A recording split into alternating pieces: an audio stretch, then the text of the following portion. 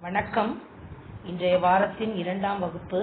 சென்ற வாரத்தின் இறுதியில் நாம் இயல் 1 செய்யுள் 2 அதனுடைய வினா விடைகளை பார்த்து கொண்டிருந்தோம். மீண்டும் உரைக்கிறேன். உலகம் புடைபெயர்ந்து அழகு பொருந்திய தோற்றத்தை உடையது. நாவாய் அது புலால் நாற்றமுடைய அலை வீசும் பெரிய கடலின் நீரை பிளந்து கொண்டு செல்கிறது. இரவும் பகலும் ஓரிடத்தில் தங்காமல் வீசும் காற்றானது நாவாயை அசைத்து செல்லும். உயர்ந்த கரையை உடைய மணல் நிறைந்த துறைமுகத்தில் கலங்கரை விளக்கத்தின் ஒளியால் திசையறிந்து நாவாய் ஓட்டுபவன் நாவாயை செலுத்துவான். இதை எழுதியவர் மருதன் இளநாகனார். பாடநூல் பக்க எண் 7 நாம் மதிப்பீடுகளை பார்த்தோம். இயற்கை வங்கூல் ஆட அடிகோடிட்ட சொல்லின் பொருள். இயற்கை வங்கூல் அடிகோடிட்ட சொல்லின் பொருளாக கருதப்படுவது காற்று. மக்கள் வங்கத்தில் ஏறி வெளிநாடுகளுக்கு சென்றனர். புலால் நாற்றம் உடையதாக அகநானூறு கூறுவது கடல்.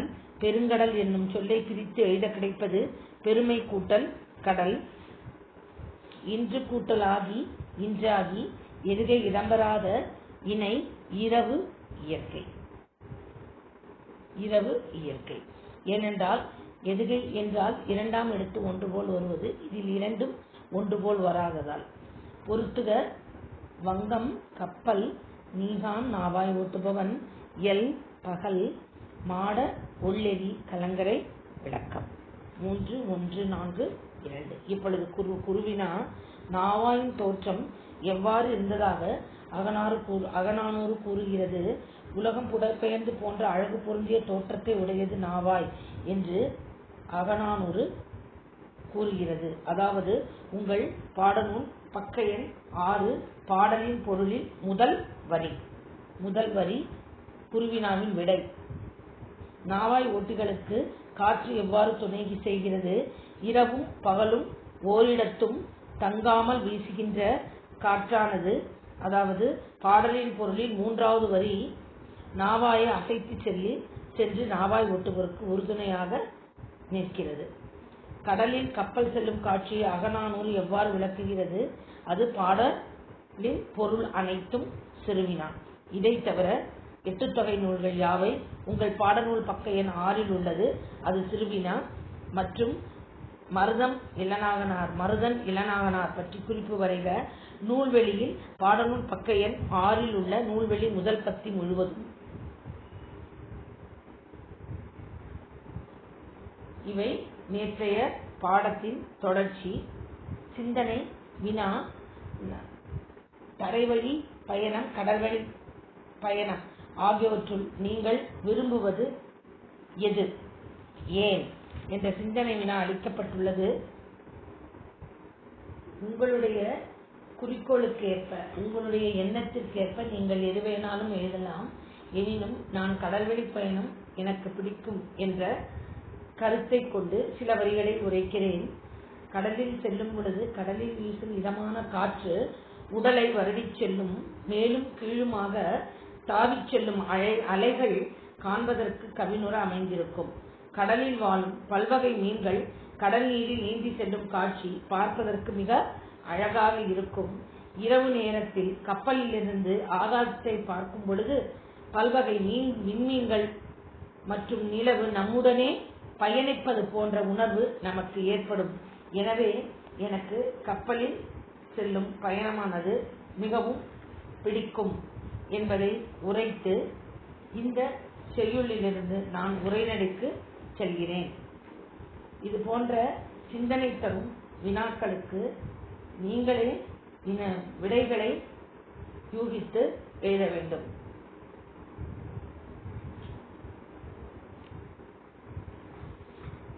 இப்பொழுது நான் பாட நூல் பக்க எண். கற்பவை கற்றபின் கடலில் கிடைக்கும் பொருள்கள் என்ன? பல்வகை மீன்கள், சிப்பிகள், சங்குகள், நண்டுகள். பின்பு சரளை போன்ற கடல் அடிவாரத்தில் கரைந்துள்ள களிமண்கள், கச்சா எண்ணெய், உப்பு, கடல்வாழ் உயிரினங்களிலிருந்து முத்து எடுக்கப்படுகிறது. ஆழ்கடலில் எடுக்கப்படும் முத்து உயர்தரமாக கருதப்படுகிறது. இது நவமணிகளில் ஒன்றாகவும் கருதப்படுகிறது. இப்பொழுது பாட நூல் பக்க எண் 8 தமிழரின் கப்பற்கலை. தமிழரின் இப்பாடம் இந்த இயல் முழுவதுமே கடல் சார்ந்த கப்பல், தோணி அதை பற்றிய இயலாக அமைந்துள்ளது. அதை நீங்கள் புரிந்து கொண்டு படிக்குமாறு கேட்டுக்கொள்கிறேன். இப்பொழுது பாடத்திற்கு நுழையும் முன் பயணம் செய்வதில் தமிழர்களுக்கு எப்பொழுதும் பெரு விருப்பம் உண்டு. பயணம் ஓரிடத்திலிருந்து மற்றொரு இடத்திற்கு நாம் செல்வதையே பயணம் குறிப்பிடுகிறது. பயணம் தரைவழி பயணம். தரைவழியில் செல்வது என்றால் என்ன? சொகுசு உண்டு, அதாவது கார் அல்லது புகைவண்டி அல்லது பேருந்து அல்லது நாம் இரு சக்கர வாகனங்களில் செல்லும் பயணங்கள், இது போன்ற பயணம். நீர்வழி பயணம், வான்வழி பயணம் என 3 வகைப்படும். நீர்வழி பயணம் கப்பல், படகு. வான்வழி பயணம் ஆகாய விமானம், வானூர்தி. நீர்வழி பயணத்தை உள்நாட்டு நீர்வழி பயணம், கடல்வழி பயணம் என 2 வகைப்படுத்தலாம். உள்நாட்டு இந்தியாவிற்குள் நாம் செல்வது வானூர்திகள் கண்டுபிடிக்கப்படாத காலத்தில் வெளிநாட்டு பயணத்திற்கு உதவியாக இருந்தது கப்பல்களே. கப்பல் கட்டுவதும் கப்பலை செலுத்துவதும் மிகச்சிறந்த தொழில்நுட்பமாக கருதப்படுகிறது. கப்பலை பார்ப்பதும் கப்பலில் பயணம் செய்வதும் மட்டுமல்லாமல் கப்பலை பற்றி படிப்பதும் உள்ளத்திற்கு உவகை தரும்.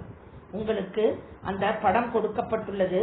அந்த தமிழரின் கற்பக்கலை துறைமுகம் இடம், கடலை ஒட்டி கப்பலை கட்டுவதற்கு உள்ள துறைமுகம், கப்பலிலிருந்து சரக்குகளை இறக்குவது, அவை அனைத்தும் துறைமுகத்தில் காணப்படும். அந்த படமே உங்களுக்கு கொடுக்கப்பட்டுள்ளது. மழை என்றதும் குழந்தைகளின் நினைவுக்கு வருவது காகித கப்பல். மழை பெய்யும் பொழுது காகித கப்பலை நாம் விட்டு அதை அனுபவித்து ரசிப்போம் அல்லவா? மழை நீரில் காகித கப்பல் விட்டு விளையாடாத குழந்தைகளே இல்லை எனலாம். அந்த அளவிற்கு நம் ஆழ்மனதில் கப்பல் இடம்பெற்றுள்ளது. பழங்காலம் முதல் தமிழர்கள் கப்பல் கட்டும் கலையில் சிறந்திருந்தனர். மரபு தொடர்ச்சி என்று இதனை கூறலாம். தமிழர்கள் கப்பல்களை கட்டினர் என்பதற்கும் கப்பல் மூலம் வெளிநாடுக்கு சென்றனர் என்பதற்கும் நம் இலக்கியங்களில் ஏராளமான சான்றுகள் உள்ளன. ஏனெனில் அனைத்து வியாபாரிகளும், எடுத்துக்காட்டாக சிலப்பதிகாரம் எடுத்துக்கொள்ளலாம், அதில் கோவலன் வாணிக விஷயமாக கப்பலில் தான் சென்று வந்தான். சரக்குகளை ஏற்றி வருவது, அதை விற்று வருவது, இது போன்ற இலக்கியத்தில் பல விஷயங்களை நாம் கப்பல் மூலம் வியாபாரம் நடைபெற்றது என்பதை நாம் அறிவதற்கு சான்றாக விளங்குகிறது. நமக்கு கிடைத்துள்ள நூல்களிலேயே மிகவும் பழமையானது தொல்காப்பியம். அந்நூல் முன்னீர் வழக்கம் என்று கடற்பயணத்தை குறிப்பிடுகிறது. எனவே தொல்காப்பியர் காலத்திற்கு முன்பே தமிழர் கடற்பயணம் செய்துள்ளனர் என்பதை அறியலாம். பாடநூல் பக்க எண் 9.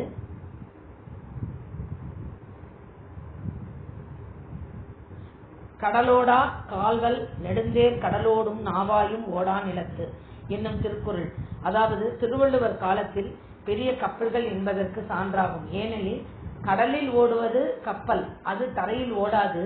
அதுபோல தரையில் ஓடும் தேர் கடலில் ஓடாது. இது போன்ற திருக்குறளை இயற்றும் திருவள்ளுவர் காலத்திலேயே கப்பல்கள் இருந்தது என்பதை அறியலாம். பூம்புகார் துறைமுகத்திலிருந்து கப்பல்கள் மூலம் பொருள்கள் ஏற்றுமதியும் இறக்குமதியும் செய்யப்பட்டன என்பதை பட்டினப்பாலை விளக்குகிறது. உலகு கிழத்தன்ன உருகெழு வங்கம் என்ற பெரிய கப்பலை உருவத்தில் பெரிய வங்கம் கப்பல் குறிப்பிடுகிறது. இதனையே 10 என்னும் நூலும் அருங்கலம் தரியர் நிமிர்நிசை நிவக்கும் பெருங்கலி வங்கம் என்றும் குறிப்பிடுகிறது. சேந்தன் திவகாரம் என்னும் நிகண்டு நூலில் பல வகையான கப்பல்களின் பெயர்கள் குறிப்பிடப்பட்டுள்ளன. இதன் மூலம், அதாவது இப்பாடத்தில் என்னவென்றால், தமிழர்களின் கப்பற்கலை பண்டைய காலத்திலேயே தொடங்குகிறது. கப்பலின் மூலம்தான் அவர்கள் வாணிகம் செய்தனர் என்பதற்கு பல இலக்கியங்களும் பல பழமையான நூல்களும் எடுத்துக்காட்டுகின்றன என்பதையே இப்பத்திகள் உரைக்கின்றன. கப்பல்களின் பெயர்கள் பல தரப்பட்டுள்ளன. இதன் மூலம் தமிழர்கள் கப்பல் கட்டும் தொழிலில் பரந்துபட்ட அறிவு பெற்றிருந்தார்கள் என்பதை அறியலாம். நீர்வழி பயண தொடக்கம். நீர்நிலைகளில் மரக்கிளைகள் மிதந்து செல்வதையும் அவற்றின் மீது பறவைகள்.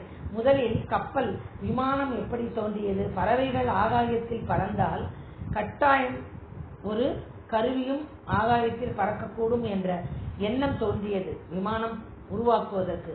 அதுபோல ஒரு கப்பல் உருவாவதற்கு ஒரு கட்டையோ அல்லது ஏதோ மிதந்து ஆற்றில் செல்லும் பொழுது அதன் மீது பறவைகள் ஏறி அமர்ந்து செல்கின்றன அல்லவா? இதுவே கப்பல் உருவாவதற்கு ஒரு காரணமாக அமைகிறது என்றும் கூறுகிறார்கள். தவளைகள் முதலில் அமர்ந்து செல்வதையும் பழங்கால மனிதன் கண்டான். நீரில் மிதக்கும் பொருட்களின் மீது தானும் ஏறி பயணம் செய்ய முடியும் என அவன் உணர்ந்தான். மிதக்கும் கட்டைகள் மீது ஏறி அமர்ந்து சிறிய நீர்நிலைகள், அதாவது ஓடைகள், குளங்கள், அவற்றில் கடக்க தொடங்கினான். மீன்கள் தம் உடலின் இரு பக்கங்களிலும் துடுப்பை போட்டுக்கொண்டு நீந்துகின்றன அல்லவா? அதுபோல அவன் என்ன செய்தான்? தானும் மரத்துண்டுகளை துடுப்புகளாக பயன்படுத்த தொடங்கினான். பிறகு மரங்கள் பலவற்றை இணைத்து கட்டி அவற்றின் மீது ஏறி பயணம் செய்தான். அதாவது ஒரு வீடு உருவாவதற்கு முதலில் 2 கட்டைகளை வைத்து மேல்கூரையை இடுவோம். பின்பு அந்த மேல்கூரையை உயரமாக இட பயன்படுவோம். பின்பு இந்த மண் சுவரை ஏற்று கல் சுவர்களை ஏற்றுவோம். பின்பு கல் சுவர்கள் போய் சிமெண்ட் சுவர்கள், செங்கல் சுவர்கள் வரும். இதுபோல வீடுகளில் எவ்வாறு அடுத்த கட்டங்கள் ஏற்பட்டனவோ அவ்வாறு படகு, பாய்மரக் கப்பல், பின்பு ஓடம், பின்பு நாவாய் கப்பல், இது போன்ற அடுத்த நிலைகள் உருவாகின்றன என்பதை இப்பத்தி விளக்குகிறது. எவ்வாறு நீர்நிலையில் பயணத்தை மனிதன் ஆரம்பித்தான்? முதலில் ஒரு கட்டையை விட்டான். கட்டையின் மேல் பறவைகளும் தவளைகளும் மிதந்து செல்வதை பார்த்தான். ஏன் தானும் செல்லக்கூடாது என்று நினைத்து மெல்லமாக அந்த கட்டையின் மேல் அவன் பயணிக்க செய்தான். பின்பு மீன்கள் துடுப்புகளை உபயோகிப்பது போல தானும் 2 கட்டைகளை துடுப்புகளாக பயன்படுத்தி சென்றான். பின்பு அதிகமான மரக்கட்டைகளை உருவாக்கி ஒரு தோணியை உருவாக்கினான். அது கட்டுமரங்களாக ஆனது. அதன் பின் எடை குறைந்த பெரிய மரங்களில் உட்பகுதியை குடைந்து எடுத்துவிட்டு அதை ஒரு தோணியாக செய்தான். உட்பகுதி தோண்டப்பட்டவை. பானை போன்று உட்பகுதி வளைவாக இருக்கும். தோண்டப்பட்டதால் அது தோண்டி எடுக்கப்பட்டதால் அது தோணி என பெயர் பெற்றது. தமிழர்கள் தோணி, ஓடம், படகு, புனை, மிதவை, தெப்பம் போன்றவற்றை சிறிய நீர்நிலைகளில், அதாவது குளம், ஓடை, வாய்க்கால் போன்றவற்றில் பயன்படுத்தினர்.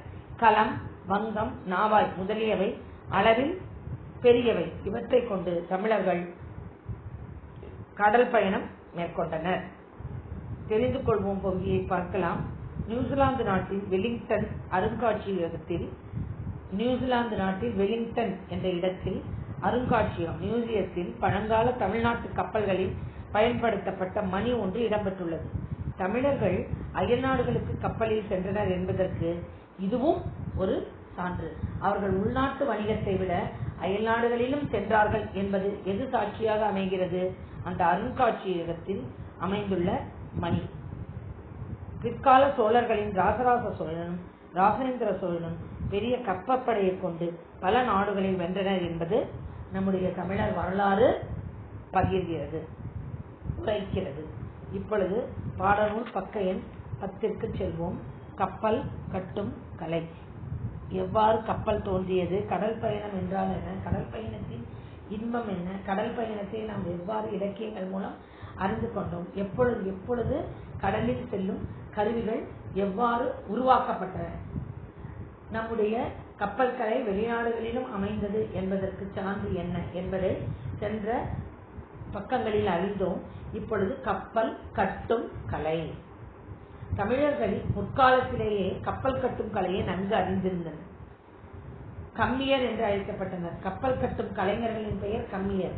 பானை வைபவர்களுடைய பெயர் குயவர். புரிகிறதா?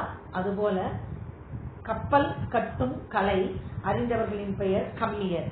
கலஞ்சை கம்மியர் வருகென கூஆய்க் இது என்னும் மணிமேகலை அடியால் அறியலாம். பெருந்திரளான மக்கள் பொருள்களையும் ஏற்றிச் செல்லும் வகையில் பெரிய கப்பல்களை தமிழர்கள் உருவாக்கினர். நீண்ட தூரம் கடலிலேயே செல்ல வேண்டியிருந்ததால் கப்பல்களில் பாதுகாப்பானவையாகவும் வலிமை மிக்கனவையாகவும் உருவாக்கினர். கப்பல் பயணம் நீண்ட தூரம். நடுவில் நாம் கரை ஒதுங்க வேண்டாம் என்றால் நம்மால் முடியாது. கரை எங்கிருக்கிறது என்று பார்த்துதான் ஒதுங்க வேண்டும். எனவே நீண்ட தூரம் பயணம் செய்வதால் அந்த கப்பல் ஆபத்தான நிலையிலிருந்து பாதுகாக்கும் அளவிற்கு அது அமைய வேண்டும். கப்பல் கட்டுவதற்கு உரிய மரங்களை, சரியான மரங்களை தேர்ந்தெடுப்பதில் தமிழர்கள் மிகுந்த கவனம் செலுத்தினர். கப்பல்கள் தண்ணீரிலே இருப்பதால் அந்த மரக்கட்டைகள் ஊறிவிடும். அவ்வாறு ஊறாமல் இருப்பதற்கும் கப்பல் கட்ட பயன்படுத்தினர். நீர்மட்ட வைப்பிற்கு மேல் இலுப்பை, வேம்பு, புன்னை, நாவல் போன்ற மரங்களையே பயன்படுத்தினர். அது எளிதில் ஊறாது, நீரில் ஊறாது. சோக், தேக்கு, வெண்தேக்கு போன்ற மரங்களை பயன்படுத்தினர். பக்கங்களுக்கு சைடு மரத்தின் வெட்டப்பட்ட பகுதியை வெட்டுவாய் என்பர். அதன் நிறத்தை கொண்டு மரத்தின் தன்மையை அறிவர். அதை மரத்தை வெட்டும் பொழுது அதன் நிறத்தை கொண்டு அது உறுதியானதா அல்லது பழுது அடைந்து விடுமா என்ற நிறத்தை கொண்டே அறிவர். கண்ணடை என்பது இழைத்த மரத்தில் காணப்படும் உருவங்கள். அந்த மரத்தை இழைக்கும் பொழுது கண்ணடை என்பது அந்த கப்பலுக்கு கப்பல் வித்தியாசம் காண்பிக்கும் உருவங்களாக கருதப்படுகிறது. மேலும் சுடியுள்ள மரங்களை பயன்படுத்தாமல், அதாவது ஓட்டை அல்லது பழுது அடைந்த மரங்களை பயன்படுத்தாமல் தவிர்த்தனர். நீளம், அகலம், உயரம் ஆகியவற்றை சரியான முறையில் கணக்கிட்டு கப்பல்களை உருவாக்கினர். இவற்றை தச்சு முழம் என்னும் நீட்டல் அளவை, அளவை என்றால் நாம் பாலை லிட்டர் என்று அழைக்கிறோம் அல்லவா, மற்ற பொருட்களை கிலோ என்று அழைக்கிறோம். அதுபோல தச்சு முழம் என்ற அளவை கொண்டு அந்த கப்பலை கணக்கிட்டனர். பெரிய படகுகளில் முன்பக்கத்தை யானை, குதிரை, அன்னம், ஸ்வான் முதலியவற்றின் தலையை போன்று வடிவமைத்து ஒரு கப்பலை பார்த்தால் அது அன்னம் கொண்ட கப்பல், யானை முகம் கொண்ட கப்பல் என்ற வித்தியாசத்தை உருவாக்கினர். கரிமுக அம்பி, பரிமுக அம்பி என்றெல்லாம் இவை அழைக்கப்பட்டன. கரி என்றால் யானை, பரி என்றால் குதிரை. அது போன்ற முகத்தை கொண்ட கப்பல்கள் வடிவமைக்கப்பட்டன. மரங்களையும் பல வகைகளையும் ஒன்றோடு ஒன்று இணைக்கும் போது, மரங்களையும் பலகைகளையும் ஒன்றை ஒன்று ஜாயின் பண்ணும் பொழுது அவற்றை இடையே தேங்காய் நார், பஞ்சு ஆகிய ஒன்றை வைத்து நன்றாக இறுக்கி ஆணிகளை அரைந்தனர்.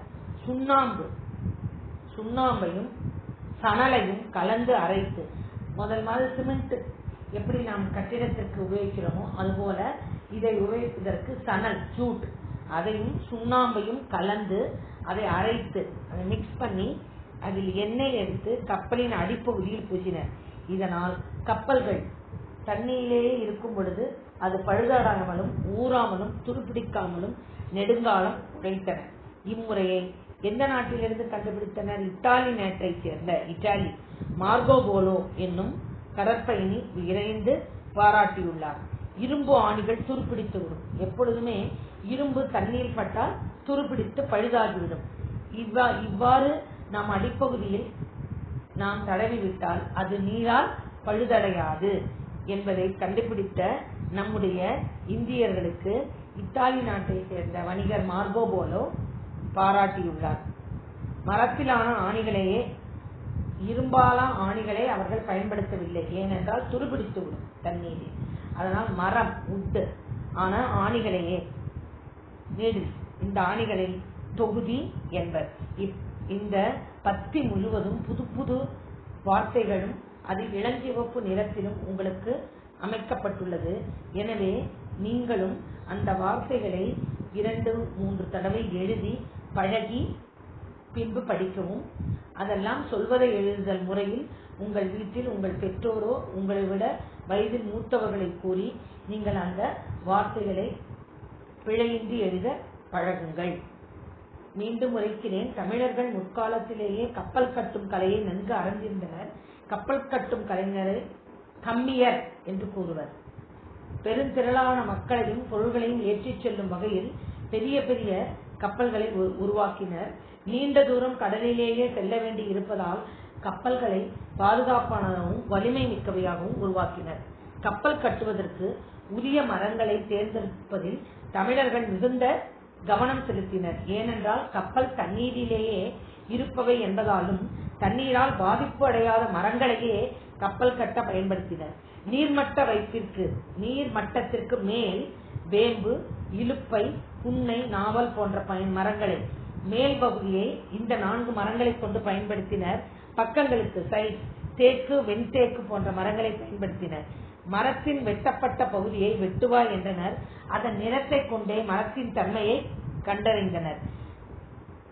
இந்த மரத்தின் தன்மையை அறிவர். கண்ணடை என்பது இழைத்த மரத்தில் காணப்படும் உருவங்கள்.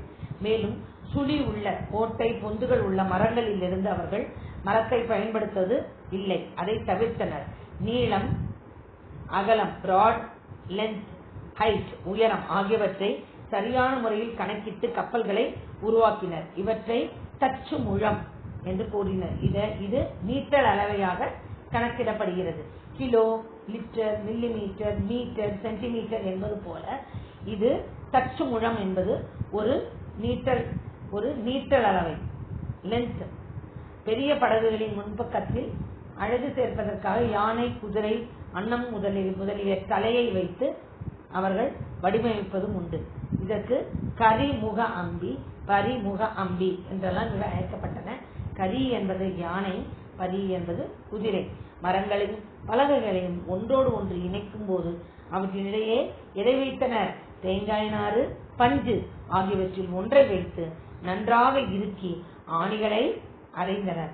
அதில் சுண்ணாம்பையும் சணலையும் கலந்த கலவையை பூசி, எண்ணெயை பூசி கப்பலின் அடிப்பகுதியில் பூசினர். கப்பலின் அடிப்பகுதியில் சுண்ணாம்பு, சணலை அரைத்து அதில் எண்ணெயையும் தடவி பூசினர். அப்பொழுது எளிதில் அது துருப்பிடிக்காமல் இருக்கும். இதை யார் பாராட்டினார்? இதை இத்தாலி நாட்டை சேர்ந்த வணிகர் மார்கோ போலோ இதை பாராட்டினார். பின்பு இதில் இரும்பு ஆணிகள் அடிக்கப்படவில்லை, மரத்திலான ஆணிகளே அடிக்கப்பட்டன. இத்துடன் இந்த வகுப்பை முடித்துக் கொள்கிறேன். நீங்களும் நான் கூறியவற்றை மீண்டும் ஒரு முறை வாசித்து பழகவும். உங்களுக்கு இயல் 1 செய்யுள் 2 குருவினா சிறுவினாவை கூறிவிட்டேன். அதையும் உங்கள் வகுப்பேட்டில் எழுதுமாறு கேட்டுக்கொள்கிறேன். கப்பலிலிருந்து கிடைக்கும் பொருள்களையும் நீங்கள் திரட்டுக. உங்கள் குழுவிற்கு நான் அனுப்பி வைக்கிறேன். அடுத்த வகுப்பில் பார்க்கலாம். மனப்பாட பகுதியை மனனம் செய்யுங்கள். அன்றன்றைய பாடங்களை அன்றன்றே படித்து புரிந்து கொள்ளுங்கள்.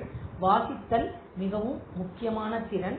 எனவே பாடநூல் பக்கம் 8, 9, 10 அதாவது கப்பல் கட்டும் கலை பத்தி முழுவதும் வாசித்து பழகுமாறு கேட்டுக்கொண்டு இவ்வகுப்பை முடித்துக் கொள்கிறேன். நன்றி, வணக்கம்.